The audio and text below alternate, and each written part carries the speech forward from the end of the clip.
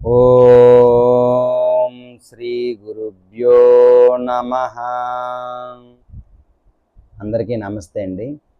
మనం భగవద్గీతలోని రోజుకి ఒక శ్లోకం, ఆ శ్లోకం యొక్క అర్థం తెలుసుకుంటున్నాం కదండి. ఆ క్రమంలో ఈరోజు ద్వితీయ అధ్యాయంలోని 11వ శ్లోకం, ఆ శ్లోకం యొక్క అర్థం తెలుసుకుందాం. సరేనండి. శ్రీ భగవాన్ ఉవాచ అశోచ్యానన్వశోచస్త్వం ప్రజ్ఞావాదాంశ్చ భాససే గతాసూనగతాసూంశ్చ నానుశోచంతి పండితాః.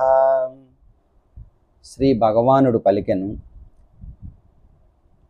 ఓ అర్జున, శోకింపదగని వారి కొరకై నీవు శోకించుచున్నావు, పైగా పండితుని వలె మాట్లాడుచున్నావు.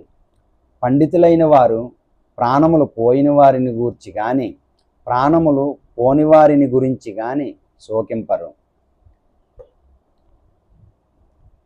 అని శ్రీకృష్ణుడు అర్జునుడితో చెప్తున్నారన్నమాట.